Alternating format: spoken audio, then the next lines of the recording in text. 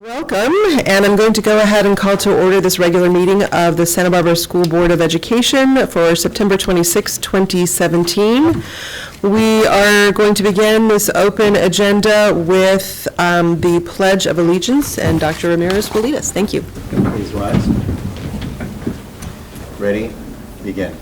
I pledge allegiance to the flag of the United States of America and to the republic for which it stands, one nation, under God, indivisible, with liberty and justice for all.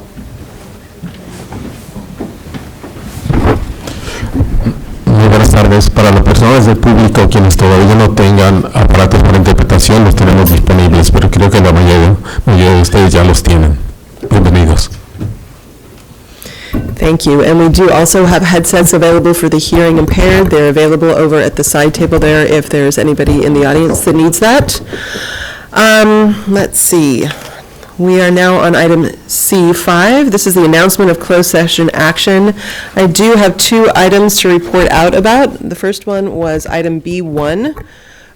This is a conference with legal counsel on existing litigation. And in this case, it was moved by the board to ratify the September 8th, 2017 final settlement agreement and general release in OAH case 2017-071037. That was moved by Ms. Sims-Moten and seconded by Dr. Reed. And that was a unanimous vote 5-0 to pass it. And then in item B2, this again was conference with legal counsel on existing litigation. It was moved, and I didn't take the notes on that. It was moved by Ms. Sims-Moten, and was it seconded by Dr. Reed again? Oh, by Ms. Capps. Thank you. The one thing I didn't write down. So moved by Ms. Sims-Moten, seconded by Ms. Capps, to ratify the September 18, 2017 final settlement agreement and general release in OAH case number 2017-071091 in the amount of $51,184, and that was approved 5-0 unanimously. So thank you. We do have two other items on closed session. We'll take B3, student discipline, a little bit later in open session. That brings us to the superintendent's report. And I will look this way. Dr. Ramirez, are you taking the superintendent's report? I'll mention that Mr. Matsuoka is at a funeral today, and so he's not joining us here this evening. Thank you, Board President Parker. Good evening, board members, community. On behalf of Mr. Matsuoka, I wanted to give the superintendent's report. He reports that our back to school night, starting there, this week wraps up our back to school night activities. Santa Barbara Junior, Goleta Valley, and OAS conclude the back to school night season.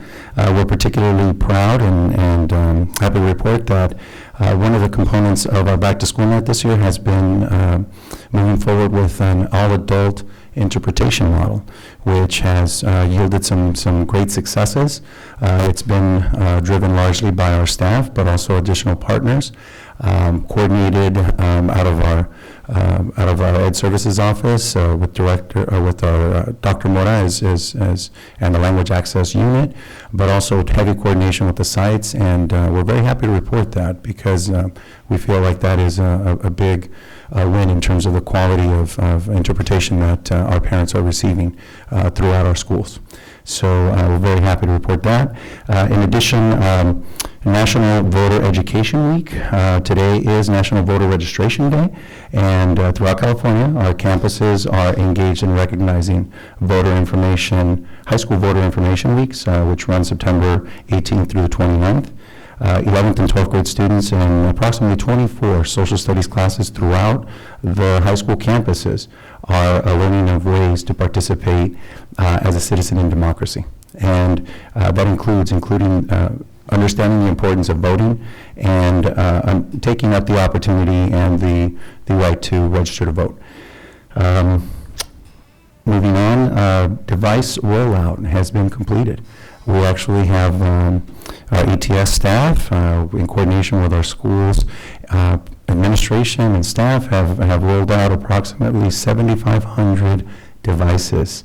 And our tech coaches have been highly visible and highly supportive of that rollout, working with both students and staff. And finally, we wanted to report out on an important transition. So it's a you well know that Dr. Mora, who is our director of EL or English Learner and Parent Engagement Programs, has recently accepted a role in the Santa Monica Malibu Unified School District as Assistant Superintendent of Educational Services.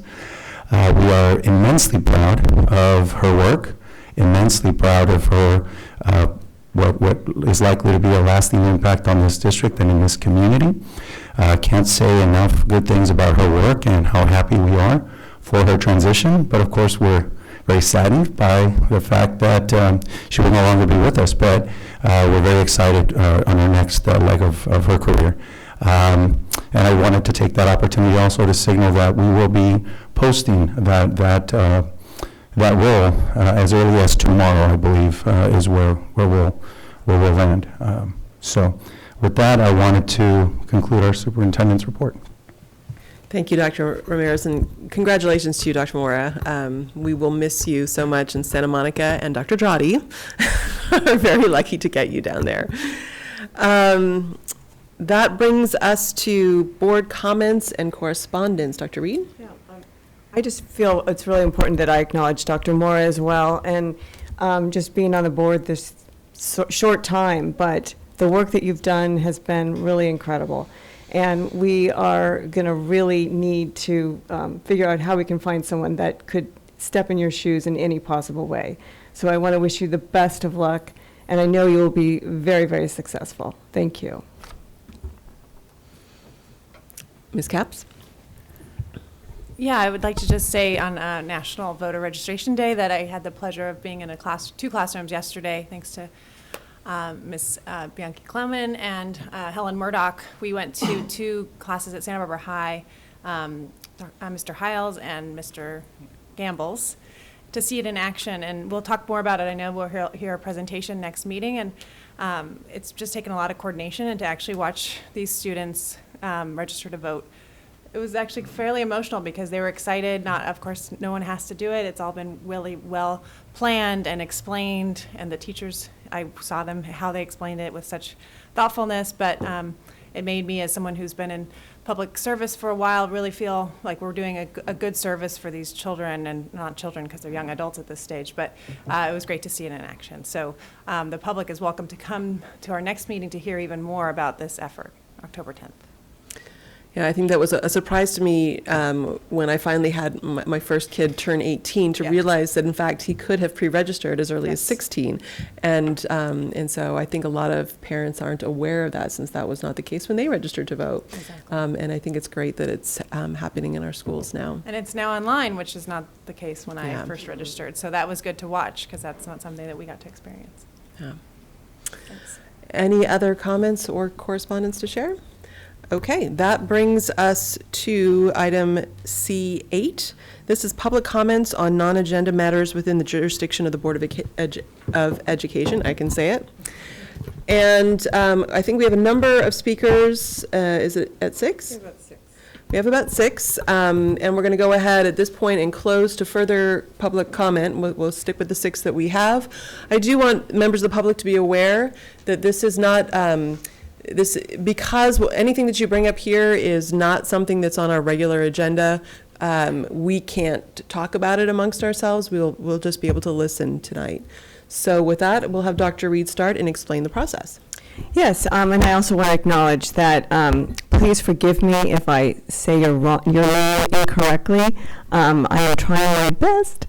And also that you have 3 minutes, and then I'll give you a warning. I'll say 20 seconds, or 30 seconds, actually. So when you hear this noise, like 30 seconds, sometimes people get nervous, but just know that you can wind it down, and you can look and see if the red light is flashing. All right, so we'll start with the first 3 names. We have Tricia Vase. Then we have Razio, and I really can't read this writing, but Cynthia, and then Leticia Gonzalez.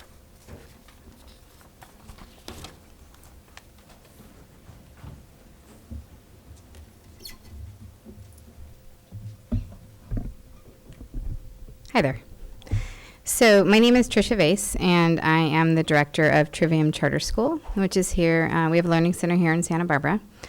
There was a court ruling, about a year ago now, and it requires all independent study learning centers to restructure themselves. And the most direct path to do that is to have the local district sponsor the learning center.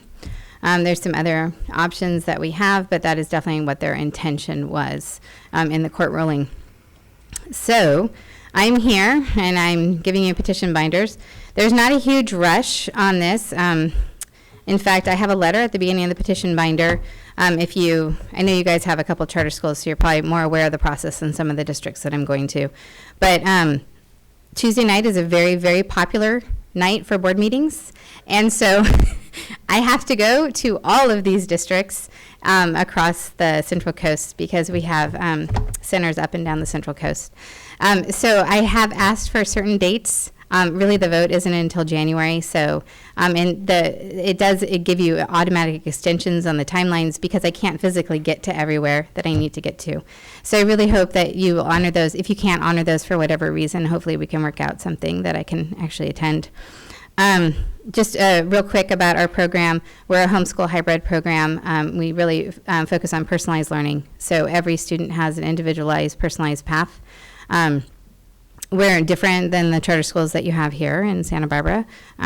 We're different than Olive Grove. We're different than Family Partnership. So there's a lot of different ways to do school, and we just have one of them. We're classical based. We're very homeschool friendly. I have everything. I know it's long. I get it, like to read this whole thing. But if you just read the first part, the executive summary, it kind of gives you an overview of the stuff. The budget's in there and everything. When I come back to do the hearing, I can go over the court thing and give you guys visuals of what this means. Because really what the court ruling said is we can operate our centers in San Luis Obispo County, but not in Santa Barbara County, even though we're sponsored by Blockman Union in Santa Barbara County. It's the most bizarre ruling ever. So this is what we have to deal with at this point. So if you could take a look at this, that would be greatly appreciated. And I'm open for any questions. My contact information is in here. Thank you. And I see the timer. The other thing, too, is this is the super special binder that says originals on it.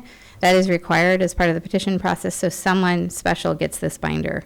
So I don't know who the special person is. At this point, I would say just go ahead and give the whole box to Mr. Rouse, and we Okay. will figure that out. Okay, just don't. Thank you. Yeah, We'll that take one's special really care important. of the special And one. Thank you very much for your time. Thank you.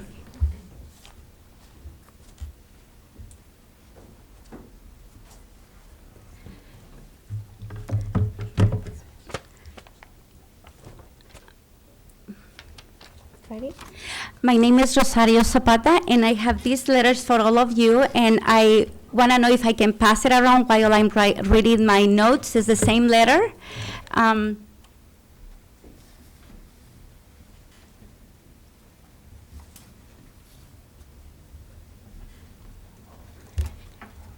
And I am going to try to do my best on my English as a second language. And also, I would like to see if there will be any help after this reading, if somebody can say whatever I'm going to say in Spanish. So I'm going to start the letter. Dear Miss, Can I just have you pause for a moment then, because we should probably pull our interpreter forward. Do you want it spoken in Spanish for members of the public that are in the room right now? Because it is being simultaneously interpreted. I would like to read it in English, and then if he can come, and I want to start speaking in Spanish after the letter. Okay, so if we could go ahead and have one of our interpreters come forward, that would be great. All right. It just takes just a moment.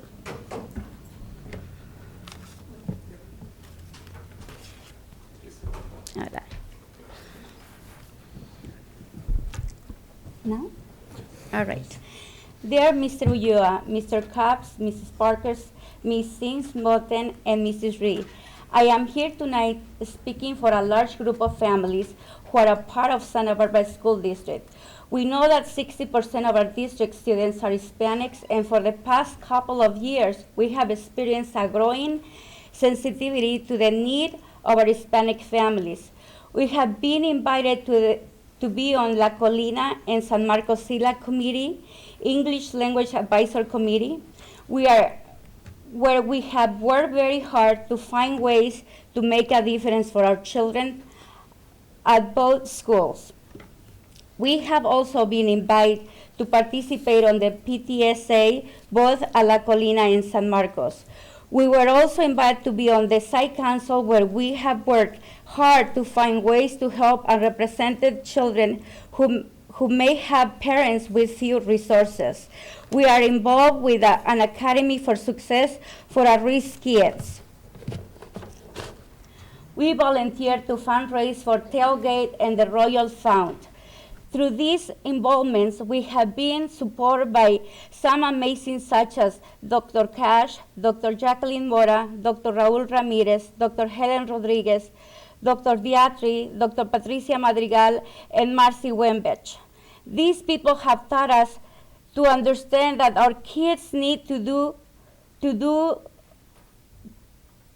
learn. We were able to call these supporters with any questions, and they will make time for us, explaining everything we need to know. They open our eyes to a process of getting Hispanic parents involved with volunteering, helping out, and being a part of our children's school education. These people made us feel that our work was appreciated, and more important, that our involvement was making a difference in the community. All these changes recently, many of the above people are gone. Parents are shocked. They are afraid that we are moving backwards to 30 years ago when our community was not valued. Demographic shows that Hispanics will continue to make up a majority of children in our district. How can we raise children in a climate where their parents' contributions are no longer valued? Where are the leaders who were working overtime to help us? Where is the district committee commitment to making us feel welcome, appreciated on the team that is there for our kids? We are shocked and saddened by the recent change in our district. What is going on in our district? That our Latino leaders are leaving. What are the board of directors and superintendent going to do? Intercede and assure that there is leadership that will represent our Latino community. Respectfully, our parents from our district. Thank you. And we'll have 3 more minutes to say it in Spanish. Thank you. Pero no lo tiene escrito, ¿verdad? No, lo puedo hablar, ¿verdad? Sí, claro, sí. Nosotros estamos muy agradecidos porque del cambio que hemos tenido de la doctora Mora, el doctor... ¿Tengo que parar? We are very thankful because of the changes that we've had due to Dr. Mora. En el doctor Raúl Ramírez. And also because of Dr. Ramirez. Porque han trabajado muy duro con nuestra comunidad para que nosotros aprendamos cómo ayudar a nuestros hijos. Because they have worked very hard with our community so that we can learn how to help our children. Nosotros aprendimos algo como qué es reclasificación. We learned something like what is the meaning of reclassification. ¿Qué es clases regulares?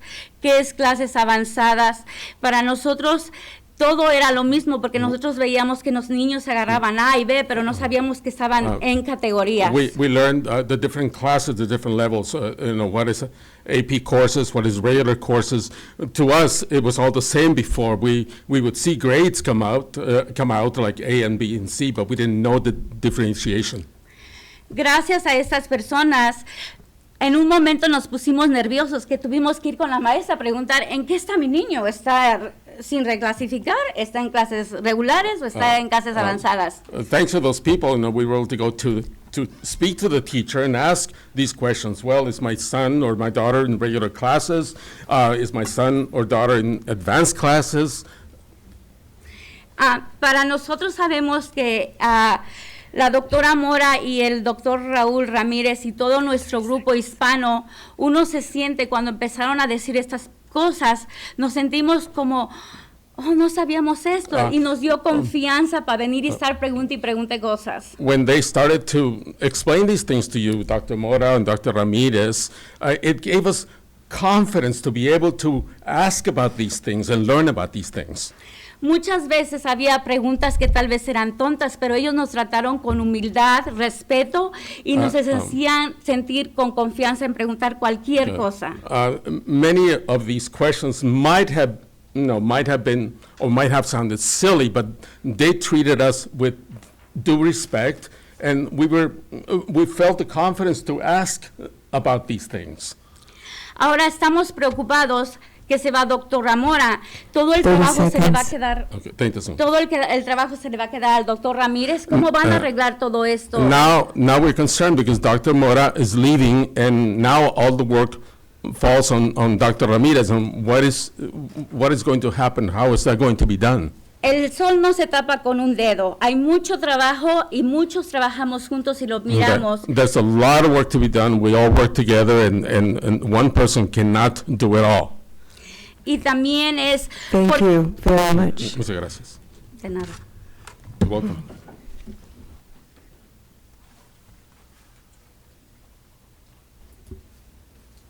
Let's see, we have one more. Leticia Gonzalez? Okay. We also have Monica Juan, then John McKinney, and then we have Anani Zarate. Come on down. Ellas querían que yo representara a ellas y yo hablara lo que ellas querían. Oh, wanted me to represent them and express what they wanted to say. okay, thank you very much. Thank you very much. Okay. So that's Arnani, right? Arnani Zarate. But we do have John McKinney.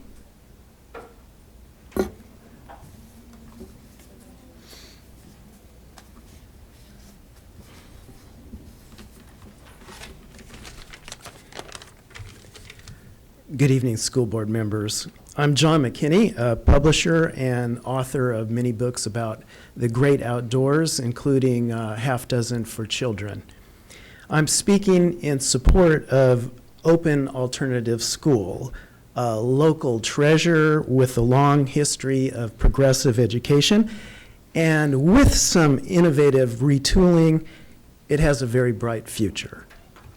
My son and daughter attended OAS, my son for the entire wonderful journey from K through 8. The school led the way in many ways in education, an outstanding environmental studies and outdoor education program, experiential field trips with an emphasis on the natural sciences, camping on the coast and adventures in the high Sierra, and it was so inclusionary. And I'll never forget the sight of sixth graders pushing their classmates in a wheelchair along a trail in Sequoia National Park. The unparalleled parent participation, the elective classes from cooking to bike repair, the project-based learning, the whole child approach, well, I could go on and on and on. The school is ideal for different learners, right-brain thinkers. My son with dyslexia thrived there. I suggest that rather than closing down OAS for its weaknesses, the school district leverage its considerable strengths. Make it a place where students with dyslexia and other different learners are taught in the way that they learn. Please keep OAS open. Thank you. Thank you very much. And last, Karen McBride.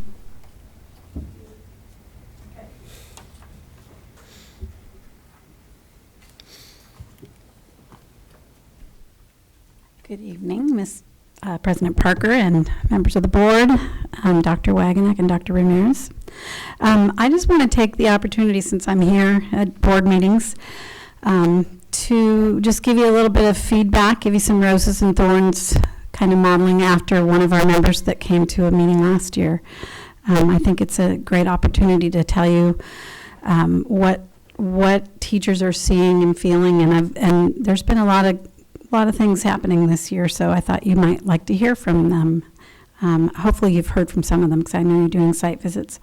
I will maybe jump around a little bit, so bear with me, and I got to look down at my screen. So just wanted to tell you that teachers are happy that this year their schools were fully staffed for the most part. Most of them, that made them feel at ease as the school year started.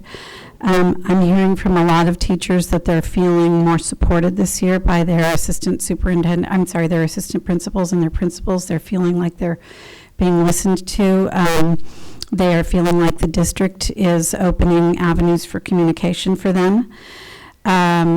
They feel like their administrators are more relaxed and more organized, and therefore more receptive to hearing from the teachers this year. One of the campuses is very excited about their new principal. The one-on-one iPads have been a very democratizing feature in the secondary schools, although in the primary schools, I believe there have been some problems at least one site where they felt like the iPads that they lost, the one-on-ones that they lost in, I think, the primary grades, that the plan to replace or have a supplemental system for them wasn't in place and may still not be in place. So they were concerned that was taking too long. I have spoken to some foreign language teachers that are very excited about the new curriculum that they're using. They feel like it's increasing proficiency already, and that kids are excited about learning, and the teachers are excited about the teaching that they're doing. Let's see, the district, 30 seconds. Okay. One of the issues that Dr. Ramirez and I have been talking about are PLC times that elementary school teachers are having. They're feeling like they are not having enough time to meet, to plan, and prepare properly for some challenging things that they're taking on, like their writing programs. And I do want to say one thing on behalf of the preschool teachers. They wished that Mr. Matsuoka had welcomed them in his speech at San Marcos, and they felt kind of left out. So I just wanted to let you know, and thanks for all you do. Thank you.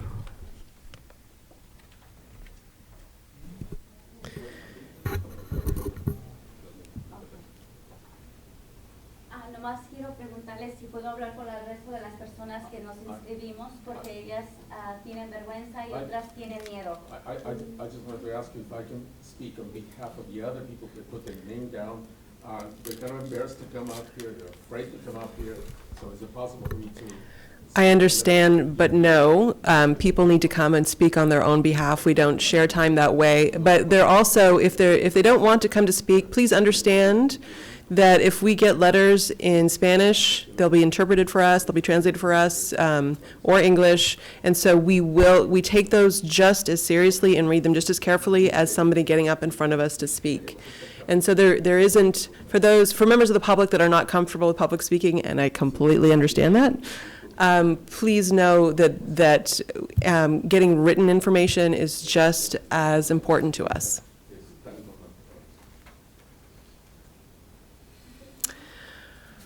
All right, that brings us to item D, and this is acceptance of donations. I move to accept with gratitude the donations. Second. All those in favor? Aye. And that passed unanimously, thank you. We are moving to the consent agenda items now, so first of all, is there anything that I need to pull? Hearing none. Is there a motion to approve the consent agenda? I move to approve the consent agenda. Second. Moved by Dr. Reed and seconded by Ms. Sims-Moten. All those in favor? Aye. Aye. Passes unanimously.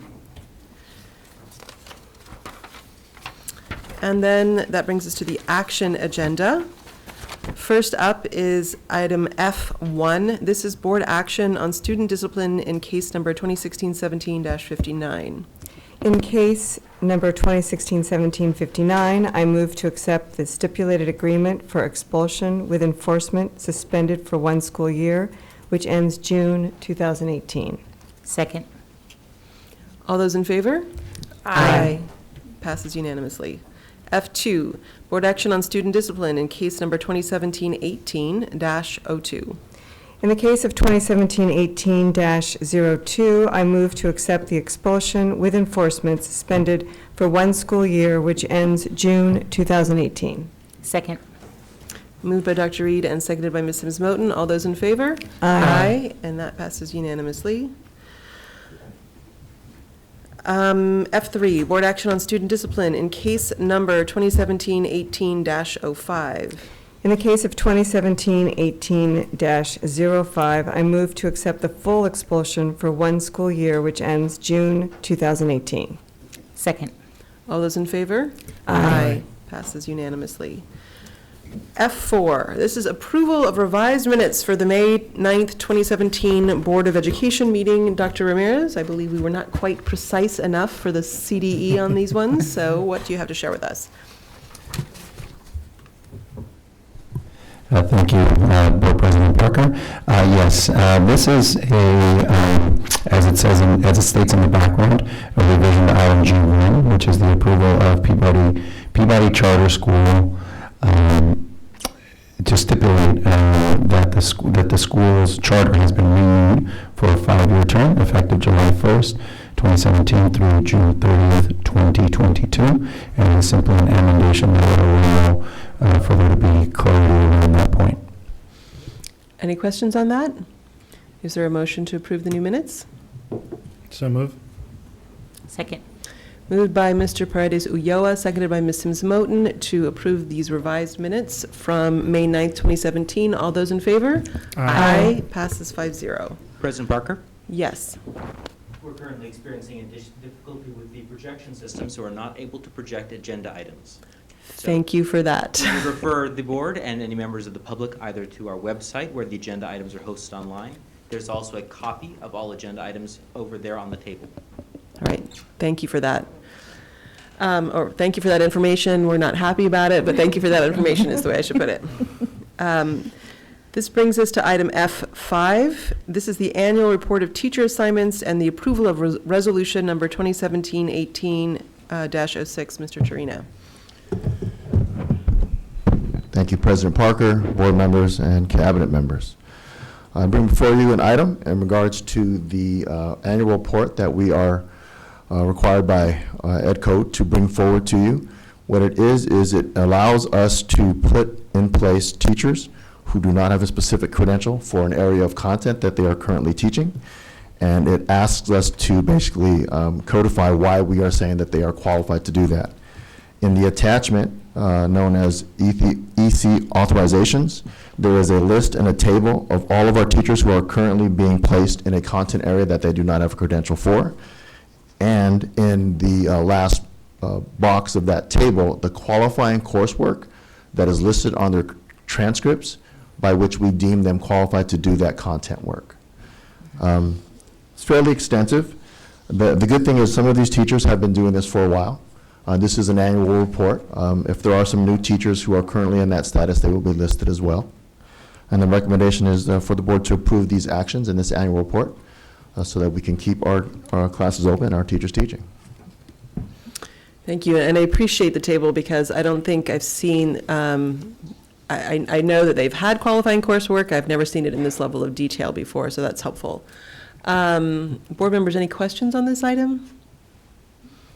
All right, we do need a motion to approve this resolution. So moved. Second. Moved by Mr. Paredes Ulloa, seconded by Ms. Sims Moton to approve resolution number 2017-18-06. All those in favor? Aye. That passed 5-0 as well. And Mr. Torino gets to stay put. For item F6, this is the approval of the MOU between the Santa Barbara Unified School District and Antioch University of Santa Barbara. Mr. Torino. Thank you, President Parker and board members and cabinet. So this is actually a renewal in regards to an MOU that we have with our Antioch University here in Santa Barbara. They have a teaching ed program that they have been working with us hand in hand for, over 10 years, I believe. And so this is just a renewal of that MOU that we will provide the teachers, the student teachers who are in their teaching ed program, opportunities to teach in our district under supervision of a cooperating teacher. Similar to what we have with Westmont and also the TEP at UCSB. Any questions on this? Mrs. Moten? It's just a comment. So in the language, because a lot of this is still new, and I think that I'm always asking that question, is it new or is it renewal? So is it possible to add that in the language, approval of renewal of the memorandum? Yes. So that we know it's renewal versus new? Appreciate it. Thank you. And Mrs. Moore, I think you asked that previously, and I'm sorry, I forgot to put renewal Okay. for this MOU. Any other questions? I do need a motion. So moved. Second. So it's moved by Ms. Sims Moten to approve this renewal of the Memorandum of Understanding between the Santa Barbara Unified School District and Antioch University of Santa Barbara. It's seconded by Mr. Paredes Ulloa. All those in favor? Aye. Aye. Passed unanimously. Thank you. Thank you. Next up, F7, approval of the Memorandum of Understanding between AHA, meaning Attitude, Harmony, and Achievement, and Santa Barbara Unified School District for the 2017-18 school year. Dr. Wagenknecht. Thank you, Ms. Parker. Board, I bring to you the MOU for the 2017-18 school year between AHA and the Santa Barbara Unified School District. This is, though AHA has been contracted to provide services in our district off and on for many years, this is the first time that we've formally codified that in an MOU. Primarily, we sought to do that so that we could get very clear on the services that they were providing, and also because we have worked very hard with AHA to bring them into the work of restorative approaches that we're doing through their Peace Builders program. So with that, I will open it up to questions or comments. Board members, Ms. Sims Moten. Yes, first I had a comment to, that I'm grateful for the fact that we continue to build capacity internally in both the schools and our students to be ambassadors to this program. I do have a question with regards to it saying that it's a 5-year plan. Yes, thank you. So originally, AHA had presented this to me as saying that the district desires to have a 5-year plan. And I asked them to make an adjustment to that. We landed on the client desires to implement a 5-year plan. And so that is not binding. I checked with legal, and that is why AHA desires to have a 5-year plan, but we are on a year-to-year basis. And so that cost, that's the $30,000 for the annual cost? That is an annual Okay. cost, yes. Thank you. Dr. Reed? Yes, I'm just curious, in the cost in the past, for example, is this the same as it was last year and the previous years, or has it gone up? I'm just curious what the. It has remained the same. They're actually, well, the cost to AHA has remained the same or increased. The district, I think we're in year 3 through the LCAP, providing $30,000 towards this work. The big change this year is that actually they're only serving the freshman seminar classes at San Marcos High School. But because of the increase in the work with the Peace Builders program, which is actually, and not diminishing the work in freshman seminar, it's valuable social emotional learning, but the work in Peace Builders is the increase, so. And then one other question. So the idea was we're in year 3 of this plan. They're wanting to serve for 5 years. So potentially this could be 2 more years within the plan, or?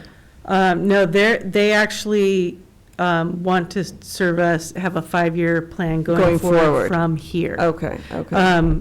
And I'll take the opportunity to remind the board that we are working on an evaluation piece. Okay, that's where I was of the going. Peace Builders. Okay. to inform our decisions in the spring. Okay, thank you. Yeah. Ms. Capps?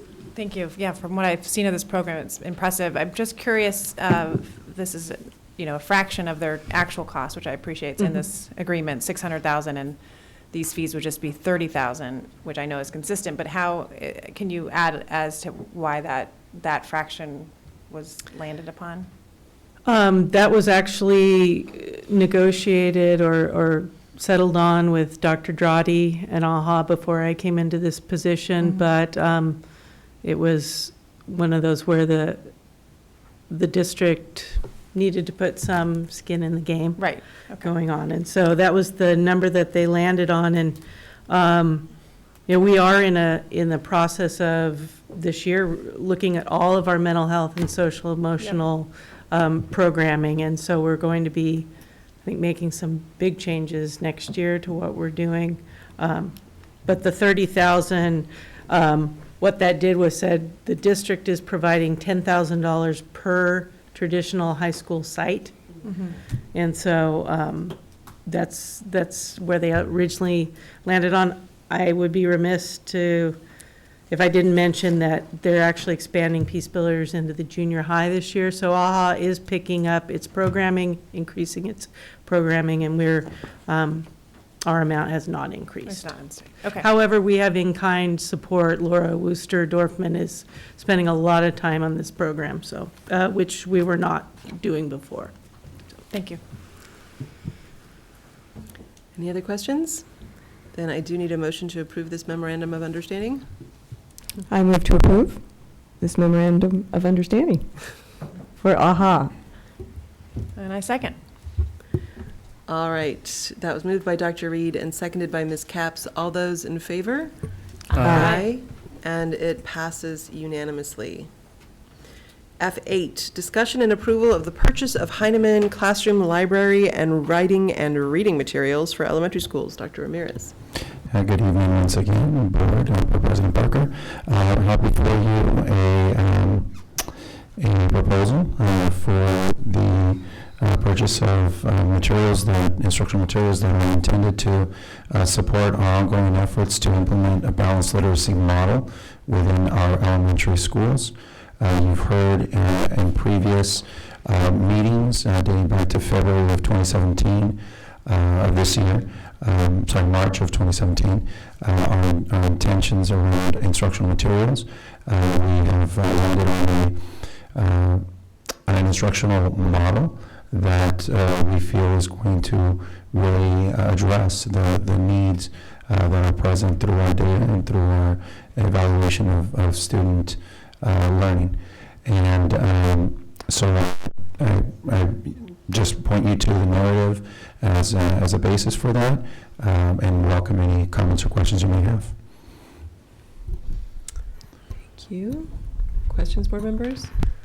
I think, so foundationally, I think I need to understand, it talks about classroom libraries, but are these for, it says on the support material that this is base, like the instructional materials for model guided reading base. Is this replacing Open Court? Is it in addition to Open Court? Over time, it has begun to actually replace a lot of the elements of what's called a basal comprehensive literacy program. Then this is intended really, the base as it's used here is really to establish a foundation from unrestricted funds in order to signal how restricted funds are to be used. So whenever you see supplemental, the restricted dollars, and we'll hear a little bit more from Ms. Chate later, but restricted funds have very strict parameters in their usage. So it's important to note that all of our elementary schools will be receiving the base support of our guided readers. However, only our Title I school-wide will receive the independent reading libraries, again, due to the nature of the funding, which has very specific parameters around its use. One other thing to note is that this is as a result of carryover or unspent funds that emerged last year that we want to ensure are used in a very intentional and purposeful way for us in years to come. More questions that I have. What is what's the training that teachers have had on using this? How will they be trained in the future? So already the training has existed. This is our second year of training. You've heard me in the past talk about the Summer Writing Institute.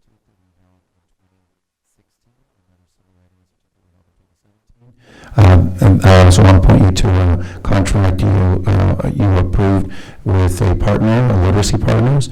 That is what is intended to support us in the implementation. But they're not the only ones. We're working very closely with our ELA TOSAs, our ELD TOSAs, basically our TOSAs in general. This is to position ourselves to have materials that we much need now, but also the formal training, if you will happen beginning this summer of 2018 as we onboard the reading workshop in our lower grades, TK through 3. So, for example, this would affect a first grader next year. So if a first grader this year is using OpenCourt, next year will OpenCourt completely go away for that first grader? OpenCourt is it's essentially a one-stop shop, for lack of a better term, and I would have to unpack this a little further. We are using components of OpenCourt right now, particularly in our foundational literacy piece. We're working with teachers on identifying some more suitable materials that bring us current. That's a work in progress. But these books really are intended to be in use now. Our teachers, to suggest that our teachers are not versed in how to teach reading would be an understatement. I mean, would be completely off base. It really is some more formalized training, but those are materials that are going to be in effect and in use now. Because they've identified a need, elementary principals have identified a need. So we want to put these into circulation early, knowing that the formal training will come, but that there is plenty of ways in which they can be utilized now. I think as board members, it'd be really helpful for us, both the foundational curriculum in reading and in math, essentially, are so important to our students that I think it'd be helpful whenever there is training in the next few months where teachers are unpacking the materials or talking about the materials or how they're being used and maybe integrated with other things that they're using in their class. If there are opportunities for either board members to attend or just to, get a PowerPoint about them or something like that, I think it'd be really helpful because this is where it all begins. Board President, may I just make a comment about that? There is actually an entire spreadsheet that I can share with you that I'd be glad to, that identifies the dates and location where these are happening, and they're very site-specific within grade level PLCs. So I would welcome the opportunity to have you see what we're doing. That'd be lovely. Ms. Capps? Yeah, thank you. Can you just spell out again the time frame? Because I have heard how eager teachers are to get the new curriculum that's more in line with Common Core. So can you, 2018 school year or? We're looking at launching the reading workshop component in 2018-2019 with grades TK3. 2 years ago, we launched the writing workshop. Okay. And now teachers are in their second year, that same grade span. We onboarded the upper grade, grades 4 and 5. Mm-hmm. 6, we left intentionally off because they were piloting in math, so we wanted to make sure that they focused there, that their focus was more heavily in math.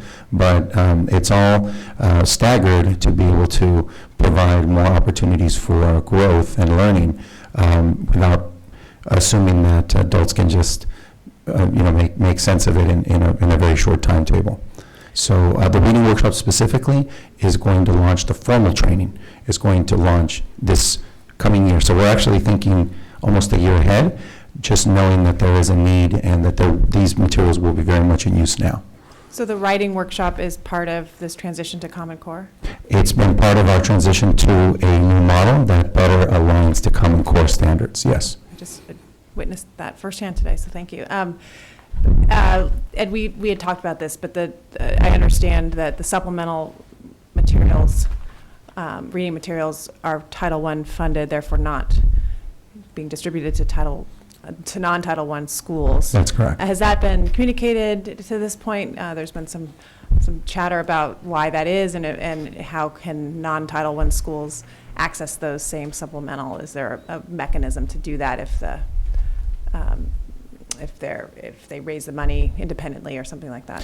Sure. There are other means, including site funds, that can be allocated for this purpose. I will definitely work with the two schools. The principals have been notified. We will engage in much more widespread notification of all of this. We wanted to make sure that the board was first comfortable with that, and in order to make sure that we message more broadly. Now, to your point about non-Title I schools, or the use or the focus on Title I dollars for Title I schools. As I've come into my role over the last few years, I can only express to you the dearth of resources that are available at some of our Title I schools, and this is a way to use these funds very intentionally. Yeah, and by no means does my question indicate any sort of questioning of Title I funding going to Title I schools, absolutely. But I just wanted to, this had been brought to my attention, that the question of, well, what about the other schools kind of thing. Absolutely, and I did speak to the principals, and I have school chats planned with those schools where I'll begin to hear directly from them, so that we can talk about how to productively serve all kids, in fact. Any other questions on this one? Is there a motion to approve the purchase of Heinemann Classroom Library and Writing and Reading Materials for elementary schools? So moved. Second. Moved by Ms. Capps and seconded by Mr. Paredes Ulloa. All those in favor? Aye. And that passes 5-0. Thank Thank you. This moves us to our G report discussion agenda, and per board practice, we will take a 5-minute break. I'm going to call the board meeting back to order at this point. And we are beginning the report discussion agenda. G1, this is discussion of Santa Barbara Unified Staffing Trends 2014 to 2018. Mr. Tarina. Thank you, President Parker, board members, and cabinet. I was glad we got some projection imagery. Really hard to do the slideshow without that. So this is we'll start with a very broad overview of how our trending for hiring has happened over the last 4 years. Something that Mr. Matsuoka had me do last year, last year, and I think it really helps to look at how our staffing is going and what we're looking forward to in the future. So I really appreciate Karen McBride's report that our schools and teachers feel better at being fully staffed. So this is our overall district data for the last 4 years. We've remained pretty consistent. We did have a pretty big year, 2014-15. We had over 100 hires. You can see we're kind of leveling out now. This year specifically, we had 87 hires. My narrative said 86, but I added one that happened in the last few weeks. I really want to highlight the inactives. So the inactives are people or teachers or certificated staff who are no longer with us, but they were directly related to the previous year's hires. So it isn't just inactives overall, it's inactives that were actually hired. So for our 17-18, we have about 25 inactives. Those 25 came from the 95 hires from 2016-2017. So these in this slide are specifically related to the previous hires that year. So those are usually probationary teachers who are no longer active with us. And if some of you can remember, the hiring process in 2016-2017 was a little stunted. And so I would expect that we'd have as many inactives because of the late hiring that we were doing during that season. Can I just ask a general question? Sure. We were piloting what was that called? It was called Teacher Match. Thank you. It was a way to have a vetting process in regards to our applicants take a survey. We are no longer using that. That was something that we did not renew the contract on. Thank you. And so for this year, we went straight with our EdJoin and actually vetting through the applications. Thank you. So this will give you a general overview on our different areas, elementary versus secondary. And I think I liked the special ed piece because that was definitely a concern in regards to how we hired. So you can see our secondary went up drastically. It actually went up, I think, by 14 from last year. And then our elementary sloped down less hires from 29 to 21, and then special ed also reduced by about 7, from 32 hires to 25 hires for this year. And this is just describing the hiring, it's not describing the level of staffing that's, Correct. because you have many that aren't. Any questions on this slide at this point? I don't think it's Mrs. just, Moten. that's why I was, how are the hiring related to the inactive? Are those spaces that we still need to fill, or are they just? No, Yeah. so these inactives are part of the whole hiring that we did. So we hired 87 this year. That's a part of that. This, I was just trying to demonstrate from the previous year's hiring, how many of those from that 95 were actually not brought back, so they were non-reelects. Okay, not inactive, just because there was trying to figure out how to make it make sense to me in my head. So we because- hired 95 people last year. Of those 95, 25 did not come back to us. So they are currently inactive. Now, that doesn't mean we only have 25 to hire, because there's also resignations, retirements, and just other transitions that happen. So of the 25 that are considered here inactive, that is inclusive of the 87 that we hired. So are they inactive not to be hired again, or are they inactive to maybe be brought back? So I'm just trying to, These will probably not be brought back. okay, thank you. So again, this is our specific transition from last year to this year in the 3 areas of elementary, secondary, and special ed.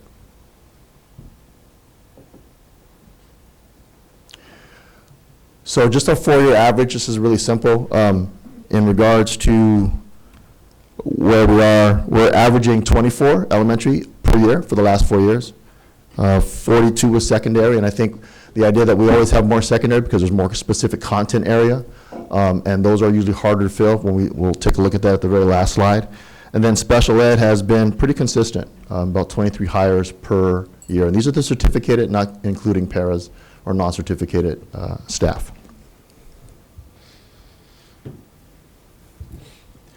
So this is getting more specific into the special ed area. MM is mild mod. Those are specific credentials for teaching special ed students, special needs students. MS is mod to severe, and general and miss is all those who are also considered in special ed. But I want you to be clear that the category also includes our school psychologists, speech language pathologists, adaptive PE, and preschool, and some of the specialties like deaf and hard of hearing. So when it's general miscellaneous, that covers all of those other special ed certificated staff. And as you can see, we've had a pretty big increase over the last 2 years in our general miscellaneous area. We did bring on our preschool program, which contributed somewhat to that. And is it also that in those areas, I mean, it's hard to know if we've increased staffing or if we've just had more turnover. Can you clarify a bit? Yes, I would say we've had a little bit of both, because we did take on a program where we needed more teachers to do some of the special needs work for students. And it's one of those areas which is always hard to fill. But I think we've been doing a much better job as far as not only preparing the staff when they go into a special needs area, as far as vetting out those candidates who come to us.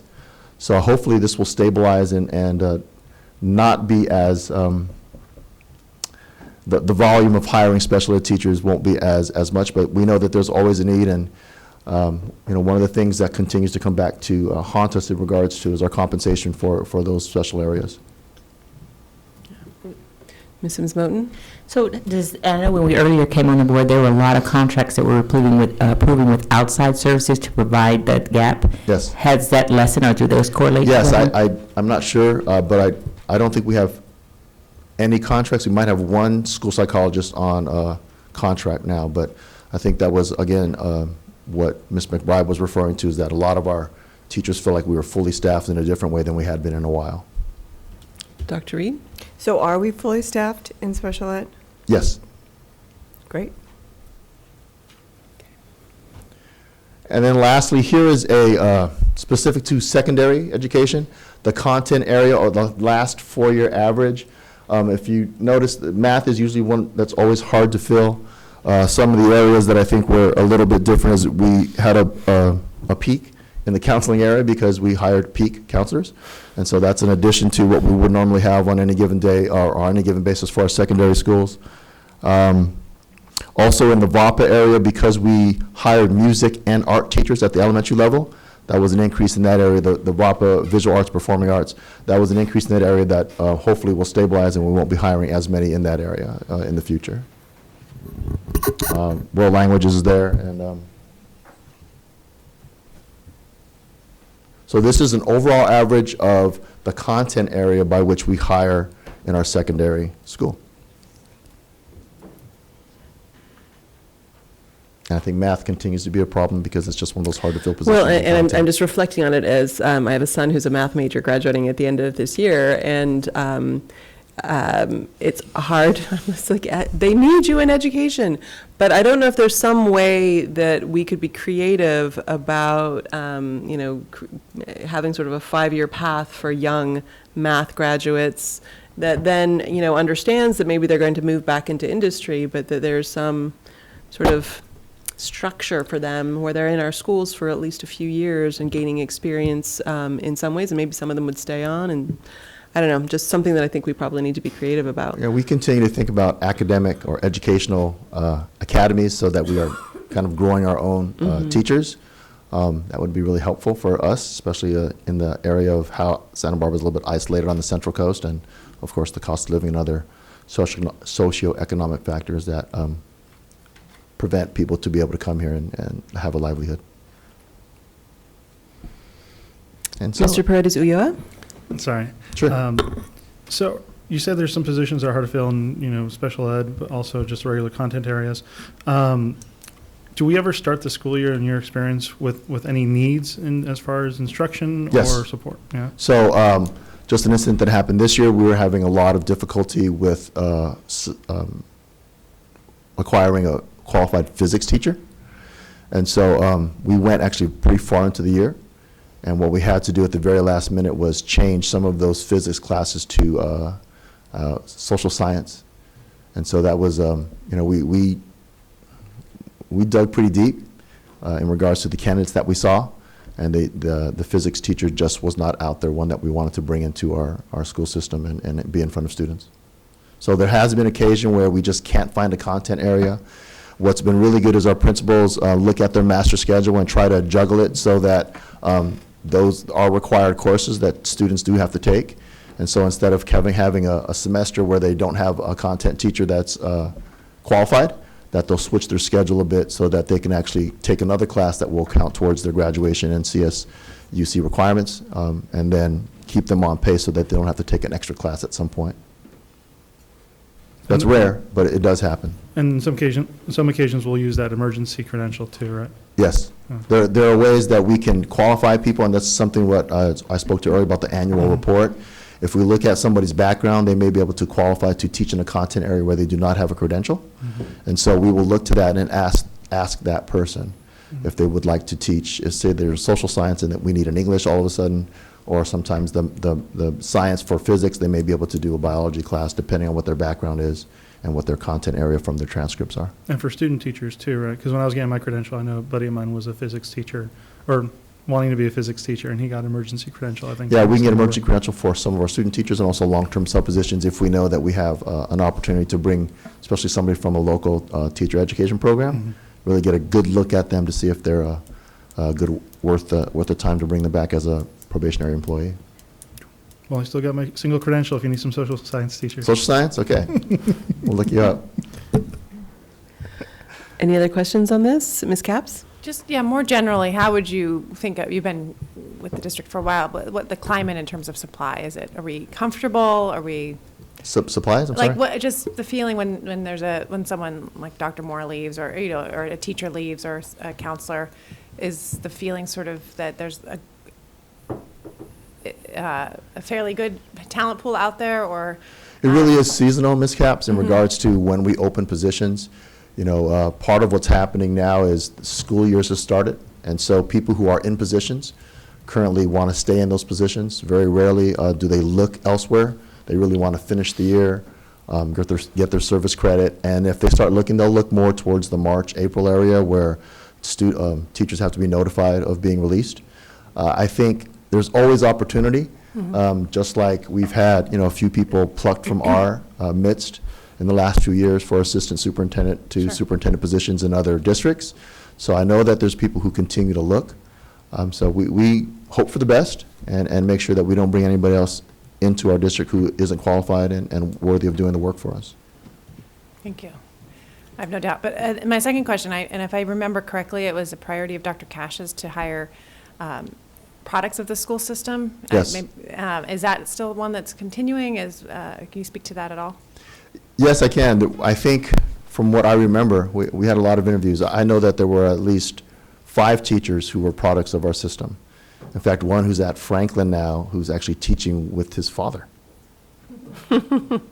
So we are trying to create a system by which we get our locally grown and owned students, get them into a teacher ed program, whether it's through any of our local agencies, Westmont, Antioch, or UCSB, or keep them close and let them know that there's going to be opportunities for them to be hired.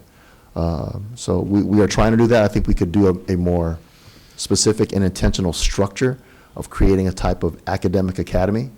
I know there's some things that the City College is looking at to try to do that with us in partnership, and they could actually do an academic academy where they are already starting to look at becoming a teacher. So there are programs in the nation where they get their 4-year degree, and then do just like with UCSB, a year of master's, including their teaching credential. And then there's ways that other states have done it where they incorporate them actually when they finish their bachelor's degree as like the student teacher, just like what we do. Just more specific to a city college having that first step, another university having the second step for the credential and a master's, and then finally getting them into the school system for once they grow up. And one of the stats that we looked at is 60% of the teachers in most districts are from that area. So most folks who go away, they want to come home and teach to their local community. Right. So we want to make that a much more specific and intentional venture for some of our young people. Yeah, that was the crux of my question, especially in a place that's, when you're growing up here, that it's really hard to to stay. And Yes. and if you knew there was more of a communication effort to sort of signal, hey, this could be an opportunity potentially. Yes. Thanks. Any other questions on this? All right, thank you, Mr. Thank you. Torina, and you don't get to go anywhere because next up is G2. This is Santa Barbara Teachers Association sunshining their initial proposal to negotiate with Santa Barbara Unified School District for the successor agreement for implementation in the 2017-18 school year. Mr. Torina. Thank you, President Parker, board members, and cabinet. So in accordance with our collective bargaining status under which SBTA and Santa Barbara Unified School District negotiate, SBTA has given us and intends to bring forth these bargain terms and conditions for the 2017-2018 school year. Just to let you know, we put out a survey to all our leadership team, and we gave them to the end of this month to respond to any items that in the contract that they wanted to sunshine. So we'll be gathering that information and bringing our district proposal in regards to what we want to negotiate for our next meeting in October 10th. All right, so at this point in time, it's really broad. It's essentially just the categories that they're going to be negotiating under. Any quick questions for Mr. Torina on this? Ms. Sims-Moten? I just for information, sunshine, what does that mean? Yeah, that's always a term that's kind of strange. We're just kind of putting a spotlight on where we want to go, at least in this area and this incident. It's where the union, SBTA, wants to focus on areas of our contract that they believe need to have discussion and negotiations around.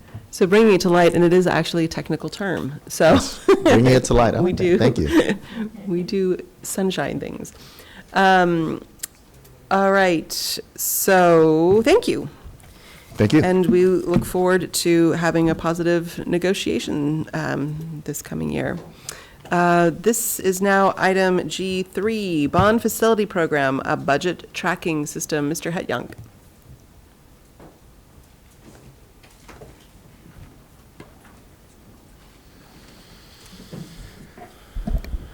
Thank you, President Parker, members of the board. First, I'd like to introduce our team to you, our facilities team for construction. Mr. Matsuoka, of course, is the leader of our team. It includes myself, Meg Jete, Assistant Superintendent, and 2 people you may or may not have seen or been introduced to already.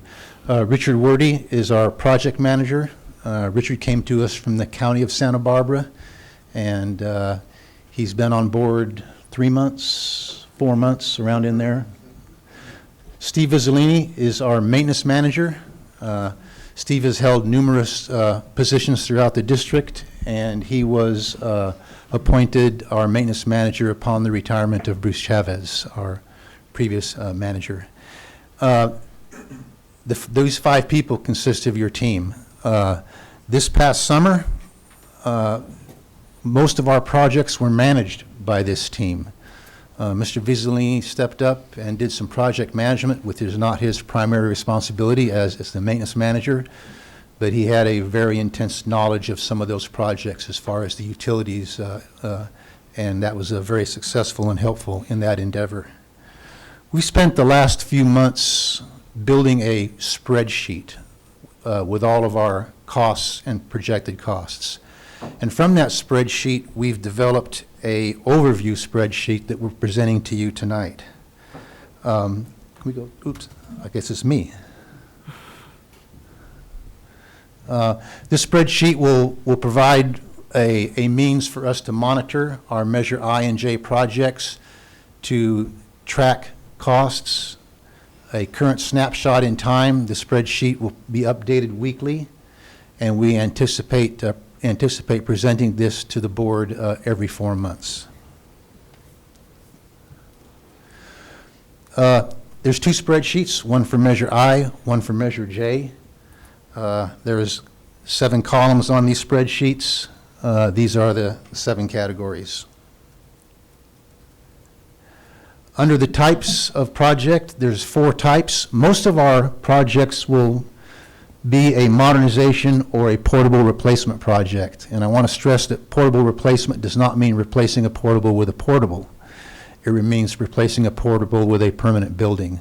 So replacing a portable with a permanent building, modernization.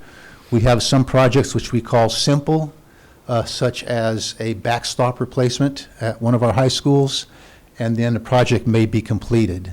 There are some completed projects that are listed on the spreadsheet. However, we do not have all the final costs on those. We're still accumulating those with processing final change orders, if there are any, and getting the architects paid off and other engineers who may be associated with that project.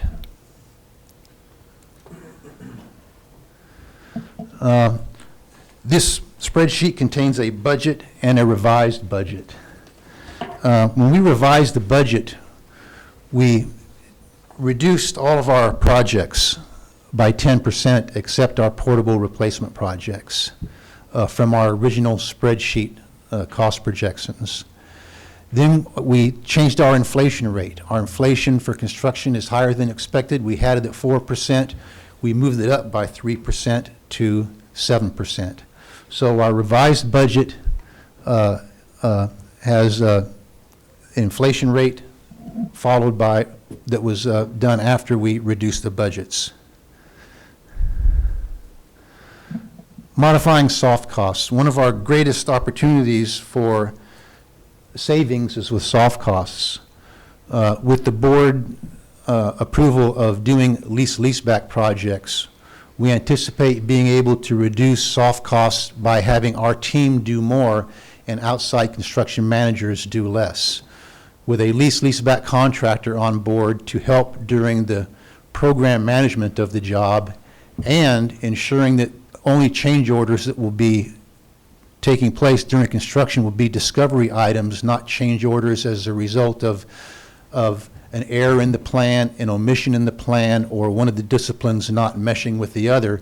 The contractor will have had a chance to review those plans and help make all those corrections before the contractor gives us a guaranteed maximum sum. This means that we will not need outside construction management during the first part of our program in which we do our program management, and it means that we'll be able to handle more in-house with our construction management because the workload will be a little bit less. So that's just part of the strategy we're using to reduce soft costs. Peabody Stadium and the Armory. First of all, the money, $20 million for the Armory, is in the budget.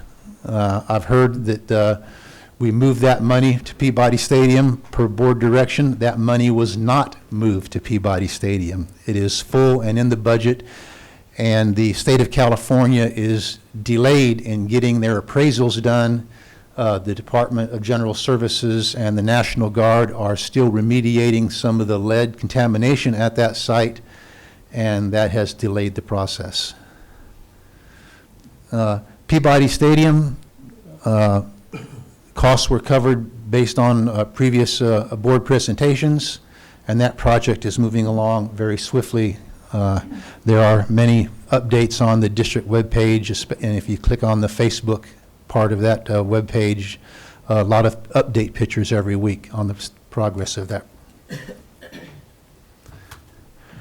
Program reserves, if we look at the spreadsheets, which I'll bring up in a moment, going from our original spreadsheet to our revised spreadsheet with our savings in soft costs and reduction in scope and increase in inflation, these two numbers represent our current savings. For our soft costs, typically you figure our soft costs are around 30%. We're able to reduce that amount. We're taking our modernization projects from 27 to 24%, and for portable replacements, we're taking our soft costs from 21 to 19%. We believe that these savings are realistic, not pie in the sky, with some of the strategies that I've shared with you. We're going to ask the board in the future to approve some solar projects.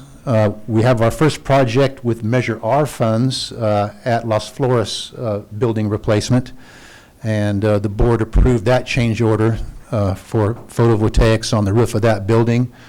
We're asking our architects for our replacement building for Santa Barbara Junior High School to include as many photovoltaics on that roof as possible, and we'll be coming to you in the future with recommendations for additional photovoltaic projects as we proceed with other new buildings.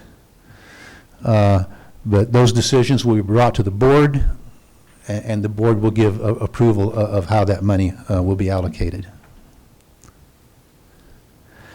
Before I ask for questions and comments, Brian, can I bring up the spreadsheets?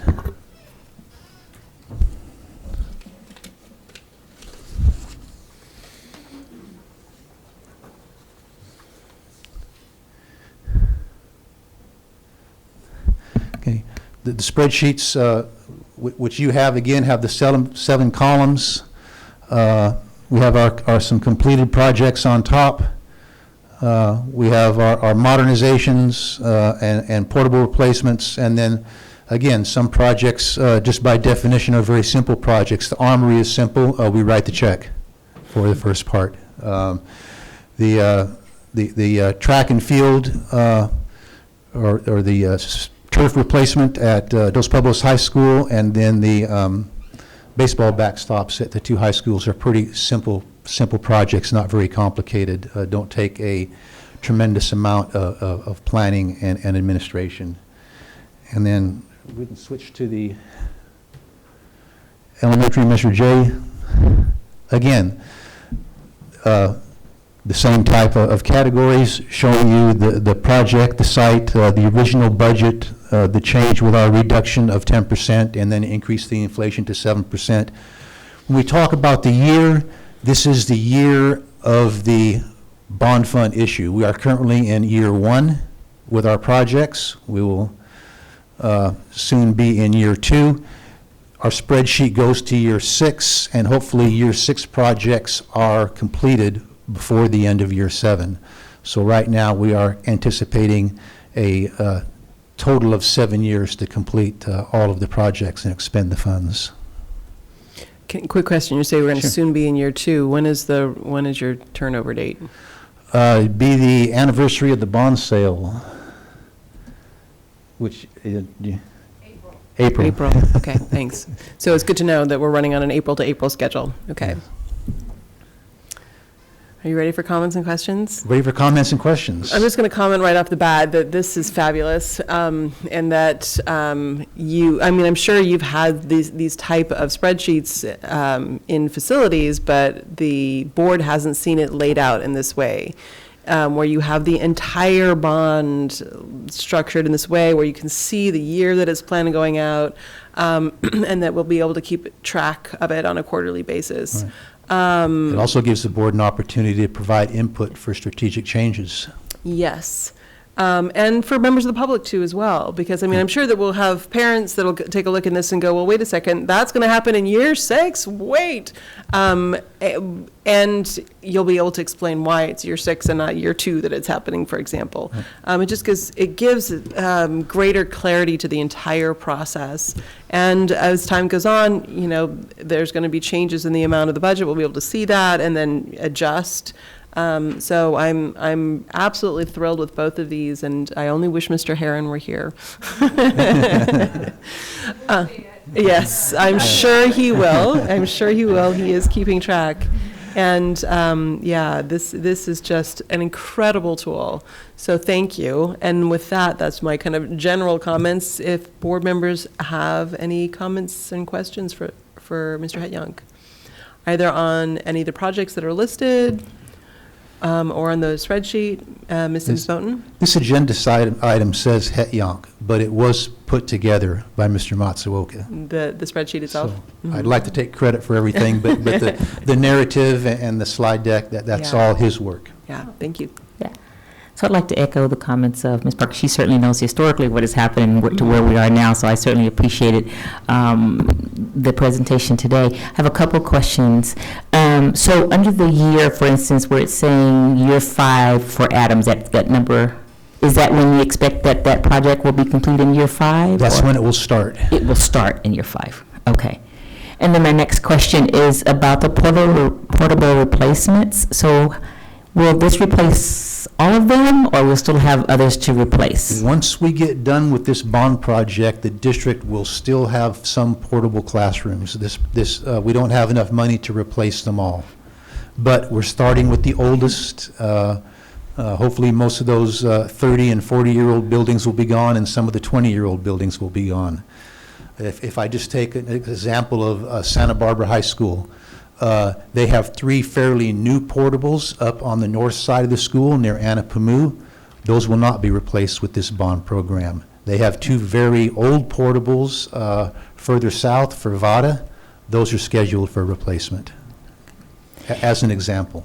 Okay, and then just, I think, a clarifying point. So on the spreadsheet for Measure J, under the portable replacement as a project, we're saying the category is portable replacement. But that same project says just portable on the spreadsheet for Measure I. So I was just wondering if there's a difference between the categories when it's the same project. The portable replacement, and then to answer the first part of your question about the number of portables, the number in parentheses is the number of portables that will be replaced. Right. Can we switch back to the other spreadsheet? Because on my copy, it does say portable replacement instead of just portables. And let's see if... Yeah, between the 2 spreadsheets. So I just... Towards the bottom, Brian, can you bring up some of it? Thank you. Yeah, where we have portable replacement. For the project, but then the category is just saying portables. Oh, the category says portables, yes, correct. But that means the portables will be replaced.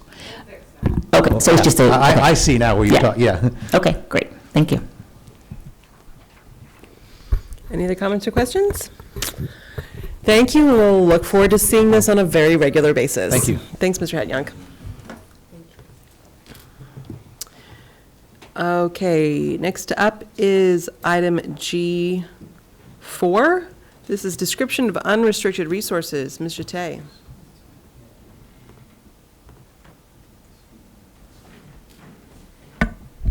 Good evening, board members. So I'd like to continue our Board of Education 101. That's what we're naming it. That will be what it's named in the Google Drive when I get it in there.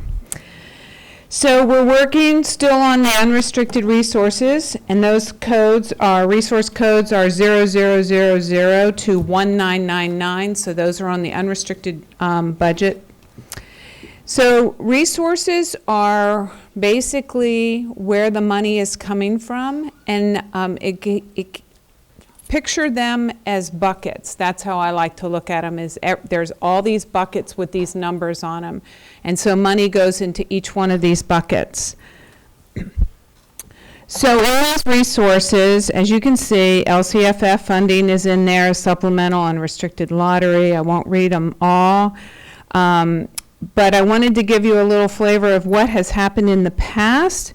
So during the 2008-12 recession, the state of California reclassified a lot of the restricted state money. They had already moved them over into the unrestricted side.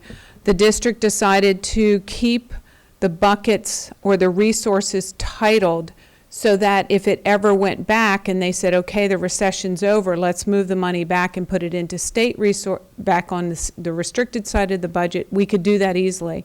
But then we thought about it and we thought this is still a better idea to keep the buckets separate so we keep track of how much money and we don't overspend it.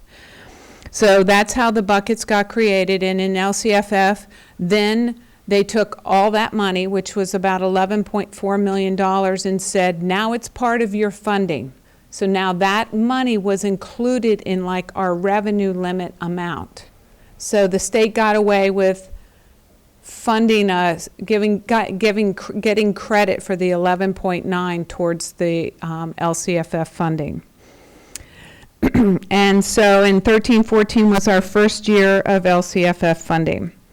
So the difference between the revenue limit and LCFF, that every district had a different revenue limit number per student. So if you, didn't matter if you were a TK, they didn't have TK then, but a K and a 12th grader, Santa Barbara Unified got X.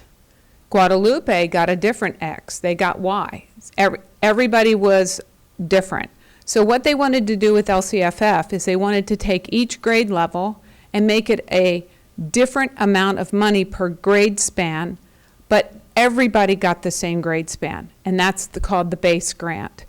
And in my description here, I'm going to reword that before I put it in the Google Drive for you, because it really it's kind of confusing. But everybody gets the same base grant for TK3, 4-6, 7-8, and 9-12. Where it differs is between districts is the supplemental and the concentration grant. The supplemental is based on your unduplicated pupil count, and if it's whatever percentage you have. The concentration grant is based on anything over 55%, and I believe you get 20% of the base grant that's over 55%. But we've never gotten the concentration grant, so that's not in my memory anymore. So I've given a description of all of the resources that we have, and most of the resources that are labeled there that start with a 00 are from the LCFF funding. So we get about $117 million, and then what we do is we start picking at that and putting it in these different buckets. So I described which each one of those resources or those buckets are, and just for example, class size reduction really isn't around anymore, but we keep that in a bucket. We put teachers towards that because we want to know what the true cost of class size reduction is for K-3. So that's just an example of one resource. Then you will recognize that we have on the second page here, we have resource 0600, and that's supposed to be our one-time funding mandated money that we've gotten for 3 years now. And then 0790, which is our supplemental fund, which is equal to our LCFF calculation that says, due to our unduplicated pupil count, we have to have this much money. So that 0790 shows up in the LCAP that the state, that our district provides, and you'll see that dollar amount in there, and I think for this year it's about $10.8 million. Then we have site allocations, and we also have district allocations that come out of the LCFF bucket.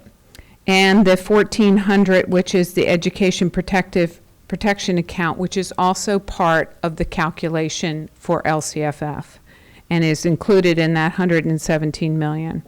The lottery, we all know about lottery, that comes in as a separate bucket of money on the unrestricted side. It has nothing to do with LCFF, but it is an unrestricted resource. Okay? So now we can go to the spreadsheet, which shows what salaries are paid out of each and every one of these resources. And these are certificated salaries. As Mr. Matsuoka wanted to show you in each category or in each bucket or in each resource how much money was coming out of salaries and benefits. And the next educational presentation I give you will be 2s and 3s, which are classified and all the health and welfare benefits and statutory benefits for all the resources, or maybe even just the restricted resources. I haven't quite figured out, but at some point you're going to get the whole entire budget broken out, and this is all based on the adopted budget. And we should be finished all of this by the time you get to first interim, so then you'll be experts in reading the budget. So I'm open to any questions. Questions on the information that we've received tonight? Ms. Sims-Moten? I just have a couple questions. Can you explain, what do you mean by, I mean, I know what unduplicated means, but relative to this, where would that count be duplicated versus not being duplicated? Okay, so before LCFF, for example, our Title I money was based on if you were an EL student and an SED student, those are two types. That could be one child, but two issues. Okay, so that's not duplicated. And that's how we get funded before. Now, when LCFF came into play, they said if you have an SED kid, socially and economic disadvantage, and an EL student, an English language learner, you only got counted once. So then that reduced our funding and dropped it down to 55. Well, we're closer to 50 to 52%. It's a 3-year rolling average. But if a student gets reclassified from that's no longer an EL student, but they're still an SED, we haven't lost any money. But if the child is only SED and then is not SED, then we lose funding for that student. You lose that count. Okay. And there was one piece on here, I was just trying, just hearing the basic aid that we're kind of going in and out. How is that, or if it's even tied to, I believe it's the lottery funding that's based on the ADA, are they related at all? Yes, but the ADA for lottery is based on annual. So that's our lowest ADA all year. Everybody seems to not want to come to school those last couple weeks. So we have the lowest ADA in annual. So that will not change. That will remain the same. So meaning that even if we go into basic aid as a district, that those two don't tie, we will still be, the lottery that receiving the site allocation will still be based on ADA. Mm-hmm. And okay. Because the LCFF funding is based on P2, which is April 15th-ish, right in there. And P2, period 2? P2, period 2. Okay. We have period 1, period 2, and P annual, which is period annual. Okay, and I just also want to comment and thank you for the ongoing education of the budget in terms of that, so thank you. Sure, it's complicated. Yeah. Any other questions? One quick question on my part, and that is, we're we're an LCFF district. Yes. Transitioning into basic aid, we'll be popping back and forth. But for districts that have been long-term basic aid districts, they don't receive LCFF funding. Do they just use the same coding that districts that do use, or do they structure anything differently? I don't know the answer to that, but I'll tell you, I think that we should keep the buckets separate, because what if we just made it one big bucket? We would not remember that last year we spent in instructional materials that are unrestricted, that Dr. Ramirez just spent on the library things. How would we remember except to go back and look every year how much we spent? Maybe the next year we spend $20 million in that budget. What I think we should do is keep the buckets the way they are, and add more to them if we need them. But everyone is trained to track these, and I think it's just really good. How much have we spent on instructional materials in X, Y, and Z? And we can pull that information up. Ms. Sims-Moten? And also, just to add to that point, in terms of, because there's so many things that are tied to these various buckets, so you're able to tell if there's something legislative that's going to happen that will impact that budget.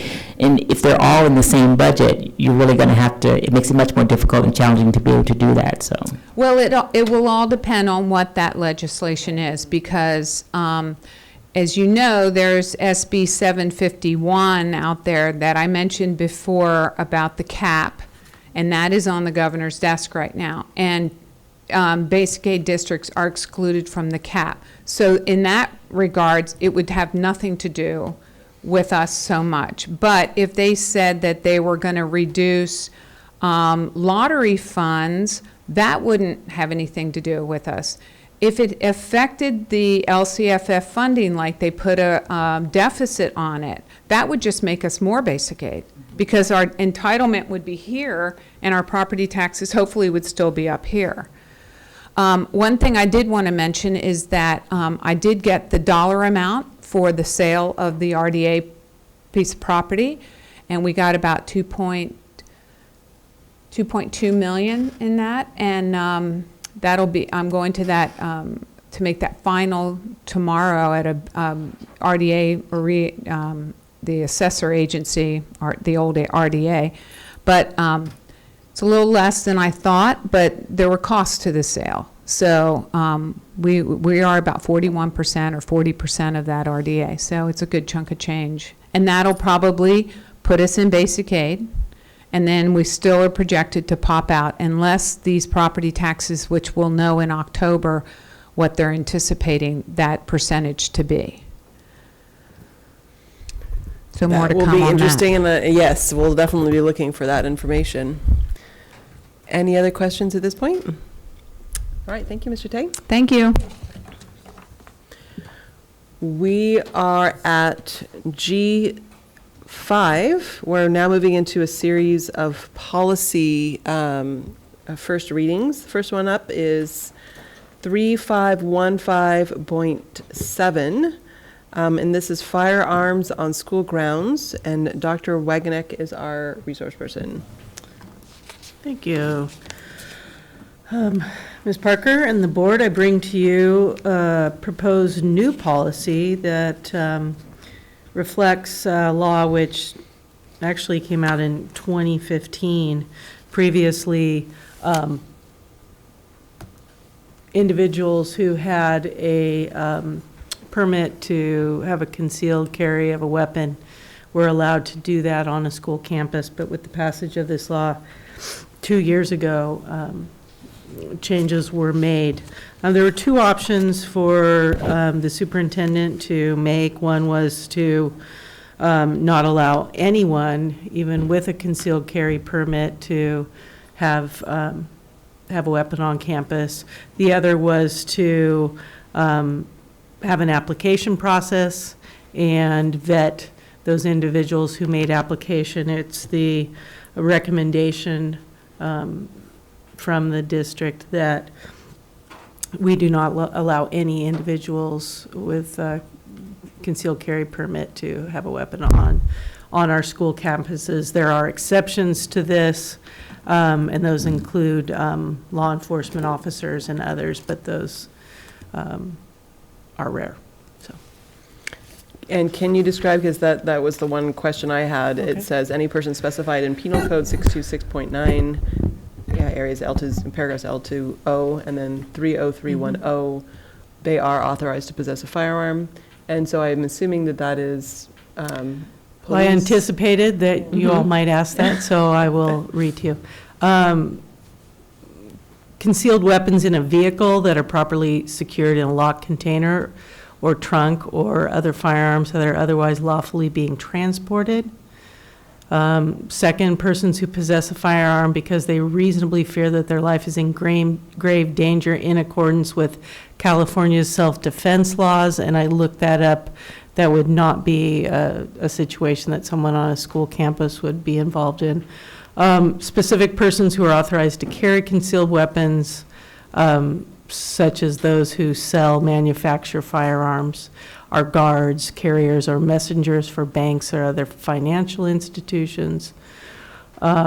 Peace officers, whether active or honorably retired, and security guards who are authorized to carry loaded firearms. All right, any wording changes or comments on this one? I personally appreciate if you had not brought forward shall not grant permission, then that would have been my, my one suggestion to change, so I'm glad that that is the way you brought it forward. And with the board's permission, this can come back on a consent agenda, okay? Thank you.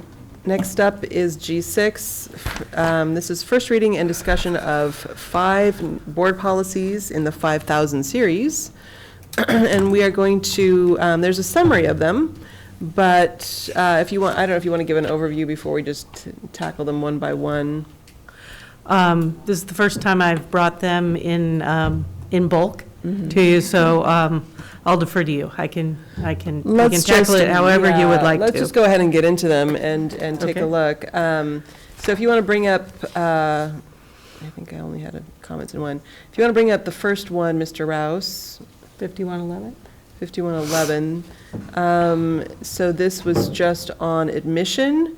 I really appreciated this. This was the one that is among other things, it is making more clear that we are not to ask citizenship status. I know that that has been the case, but this is really codifying it. Any comments or questions on the wording? Any changes that anybody feels that they need to make? Okay, great. And with board's permission, that one can come back on consent. Next up was related to that, 5111.1, district residency.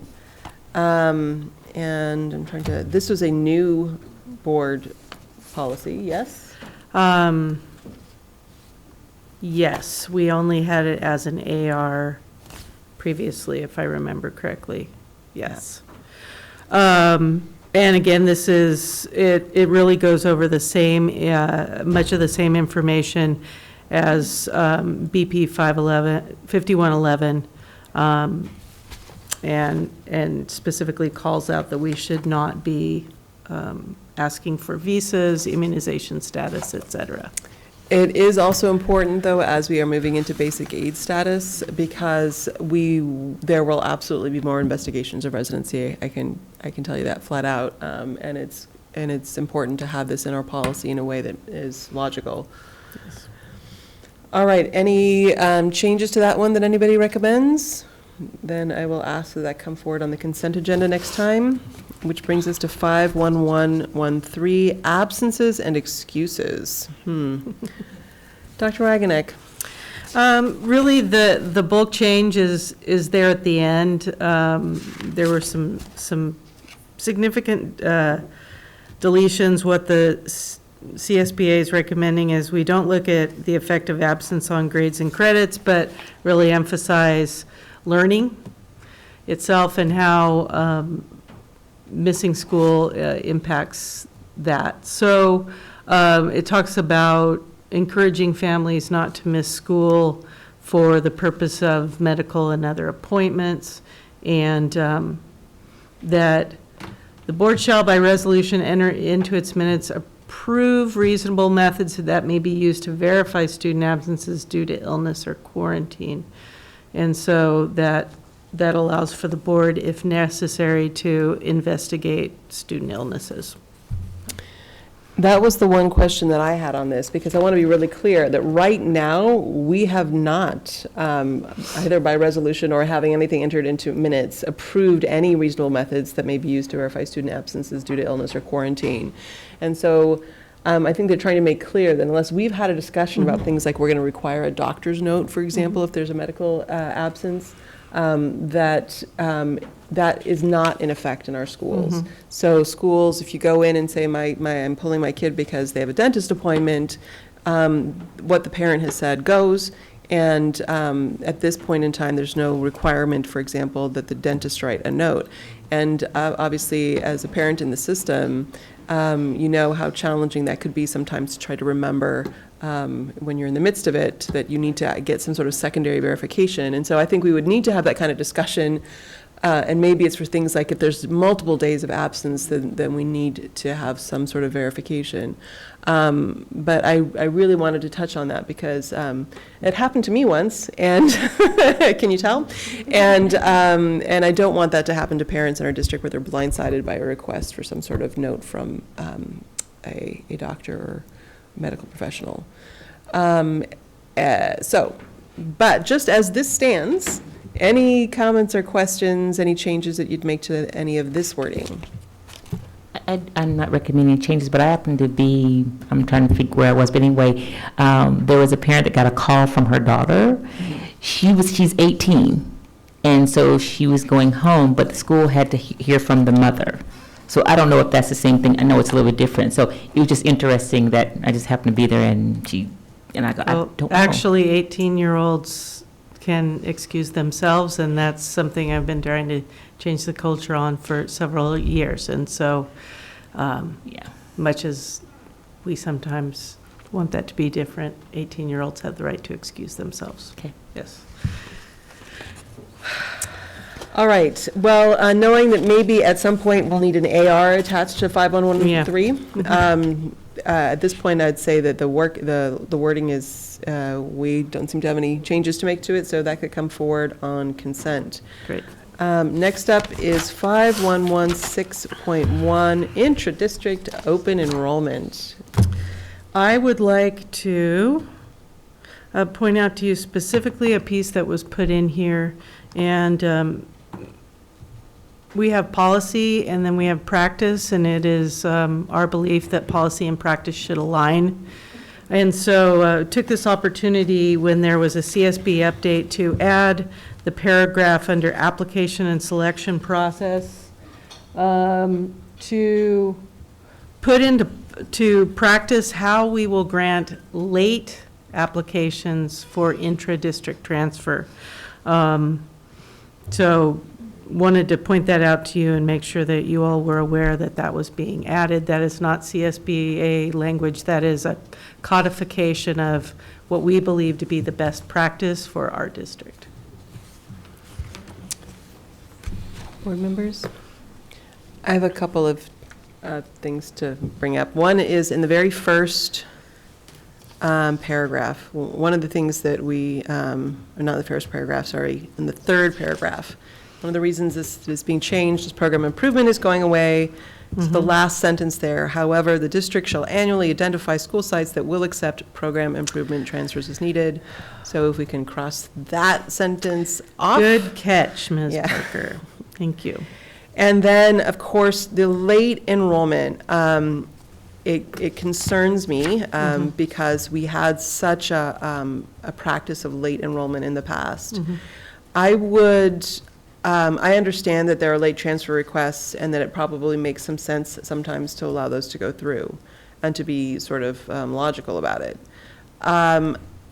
I would suggest, Goleta Union has had this method of granting transfer requests, all of their transfer requests, and that is that they've been post the start of school. Like they wait until final enrollment is in for resident students, and then only after school has started do they grant the transfers in.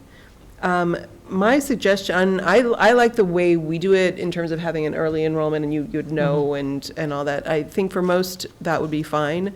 But for these late transfer requests, especially when there are still the possibility of of resident boundaried students coming in at that point that we just can't know about until the very first day of school. I would suggest changing the language to push it back to the deadline, after the will be reviewed, once student scheduling staffing has been completed, in July, and they will be granted after the school year, after the first week of school, something like that, in the order they were received based on space availability. So I'd suggest sticking in that language. At that point, there needs to be a strong incentive to enroll when our current deadline is. And I want parents to understand that if they've applied late for whatever reason, that a consequence will be, first, they may not get the spot because there may not be space available, but also that the kid will start after we're positive that every resident has a space. And that may mean that they've delayed going into their transfer school by a few days. That would be my suggestion, just because I'm so concerned about falling back to the old way it was when it ended up without super tight restrictions. It ended up being a free-for-all. So that's my suggestion, but I'd love to hear from fellow board members on it. You can mull it over, and we can bring it back for further discussion next time and not have it on consent, so that we can talk about it some more when you think about it some more. I would suggest talking to principals about it and how that would feel. Okay. If I could offer just my initial reaction, I appreciate that there's a desire on the part of the board to take a firm stand. This was written based on a number of years of experience of the trends. The thing I'm concerned about is and I could see why Goleta would do that. It would be, we probably had 150 late transfers this year. So for secondary students, I see it being more difficult than for elementary school students. But for fall sports and activities, summer reading, that sort of thing is just what we'll hear. So, but if the desire of the board is to be strict with the deadline, I'm very much I would love to just say we don't take any late transfer applications and have that be it. But it's very hard to hold that line. So, but I appreciate that you want to mull it over and talk about it, and we certainly will do the same. Thank you. And then we have a new policy, BP 5116.2, involuntary student transfers. Anything you want to share on that one, Dr. Wagenack? It's pretty straightforward. No. Any wording changes anybody sees on this one? All right, then let's see that one on consent. Okay, to clarify, so BP 5116.1 will come back on action? Let's put it on action if we can. Then G7, first reading and discussion of 3 board policies in the 3000 series, and this is Ms. Chate. First up, well, I don't know if you want to give us an overview. I of these too am bringing in bulk. I have 3 of the 3000s. Contracts, transportation of students with disabilities, and disruptions. The contract, as many of you know, a lot of our board policies cross departments, contracts cross departments. A lot of the contract information is regarding digital storage and maintenance and retrieval of records. So I did get Dr. Wagenack and Mr. Rickman's point of views on them, and so they're all good. They know that they're going to have to change some of their policies to match the contracted policy. And the transportation for students with disabilities, I also spoke to John Shetler and Dr. Wagonek on this, and they were all good with that. And the board policy on disruption is kind of goes along with the gun-free zone on school sites. So I don't know how. My quick question on these, is there any language that's specific to the district, or when I look at it, am I seeing CSBA language? You're seeing CSBA language on most of it. We do have dollar amounts on our contracts. As you're aware, we bring anything that's $10,000 or below, and then we have a $50,000 for superintendent or designee to settle. And usually those, as you know, are not the big contracts. You see all those, but a lot of those 50,000 ones are quick settlements regarding special ed that you hear in closed session prior to the signing of those. Okay, and just to be clear, it's for, we see the ones that are contracts of 10,000 or more. Yes, you do.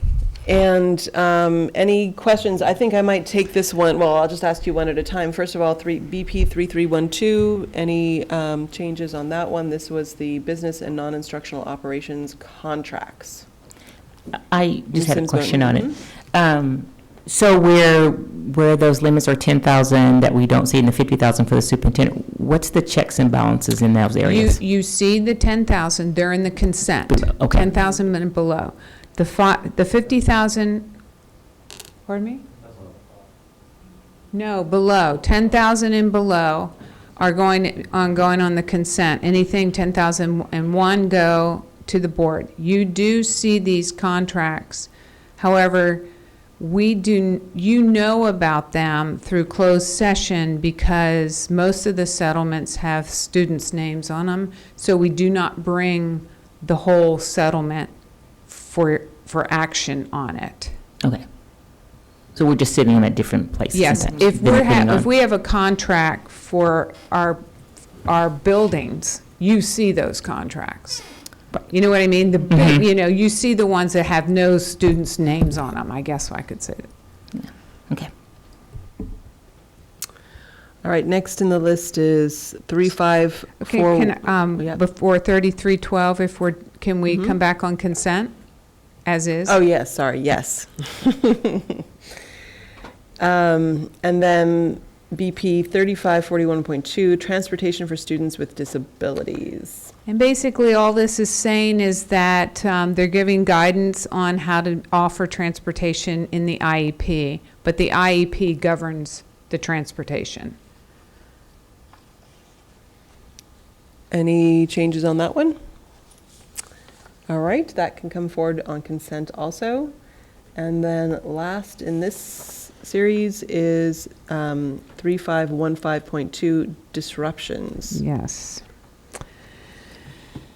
So this is the gun-free zones, obviously, is deleted out of here, and it just talks about measurements of security on campuses, which is kind of interesting. I'm not really sure why that's in business, but this is another thing we're going to start to look at in cabinet is who gets these and why are they getting them and shouldn't they be somewhere else? Yeah, this was an Related. interesting one where it was. And this is why we brought the 3515.2 along with Franz, because it's connected. So any changes on the wording there, any wordsmithing? Thank you. And we will see that also on the consent agenda. Thank you very much.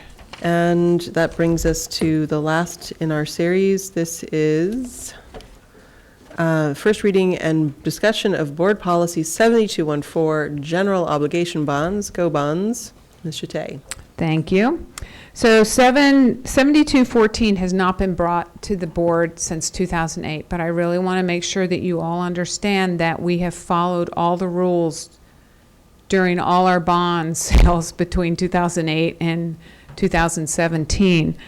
The first law was that we got a debt policy, board policy, and we did that back in January, so check that off, that's done. We have made sure the next law was informed projections and assessed evaluations. We do that every time. We give you an estimate of what we think we can do when we sell the bonds. It also mentions about the 66.67% threshold instead of the 55%. That's just an option. I'm not sure that we would ever do that, but one of the parts of that is that you wouldn't have to have an oversight committee. And we have oversight committees, so it's fine. And then there's another new law that is more transparency with capital appreciation bonds. And that if the board decided to sell cabs, which I want to state that I don't think that the board would agree to sell cabs anymore, but it's an option, and if you do want to, you have to present it in a board meeting twice before you can approve it. And then, of course, we have to have a citizens oversight committee for 55% bond approval. And the only thing that I added personally in here is that I added that the board may combine the Citizens Oversight Committee if there are more than one bond measures. We asked bond counsel if we could do that. We did that. So we combined 4 of them, Q, R, I, and J together. So now we have one oversight committee for all of those bonds, which is working really well. I just want to let you know. And we're not out there every day trying to find a PTA member, a parent, a business person. So it's working really well. So I wanted to put that in the policy, and I'm hoping you're all okay. Yeah, that is, wow, that should streamline things and make things much better. Questions on this, Ms. Mountain? Yeah, just that's great. So are the term limits on the oversight committee members? Do you change out? They are. Okay. Yep. So There's what's the some term? 1s, 2s. Okay, so it's staggered. Okay. And then the last one is to clarify material related to bonds election and resolutions regarding the sale of bonds and new sections of bond anticipation notes.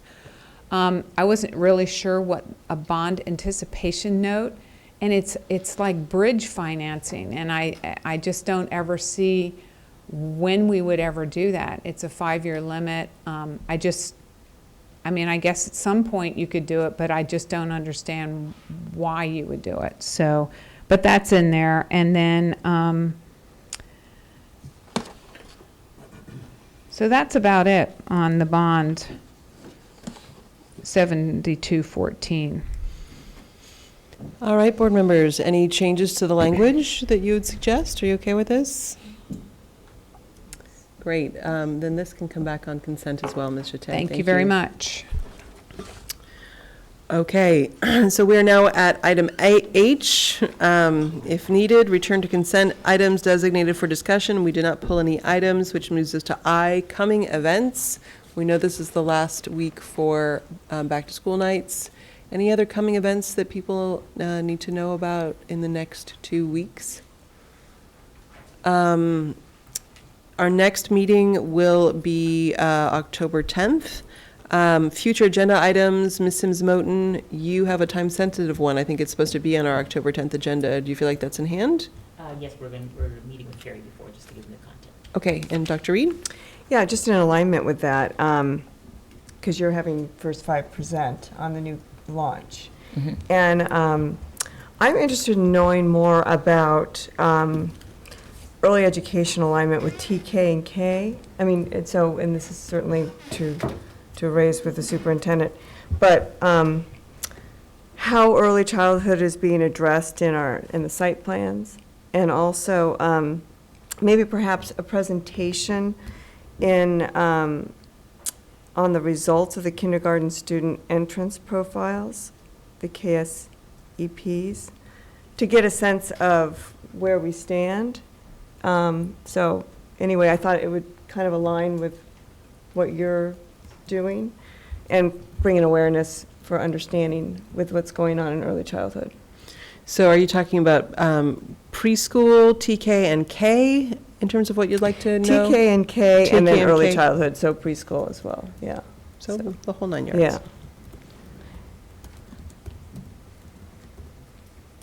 So like, for example, how is the data that's being collected, what are the results of that data, and what are we seeing of students, you know, of being ready or not ready in terms of entrance into the district? So I just thought it linked to what you were doing and just sort of get a better understanding of what's going on in our early childhood. Gotcha. All right. Any other future agenda items? And Dr. Reed, I mean, just to be clear, my guess is they will not be able to pull that kind of report together by October 10th, but we'd be able to have, I was thinking more like even November, December, but just to get a sense of what's going on, and certainly reflecting it back to Mr. Matsuoka in terms of what he thinks would be relevant that he could do. Great. Okay, yes. And with that, we know that when our next two meetings are regular meetings, and we are going to go ahead, and with the board's permission, I will adjourn the meeting.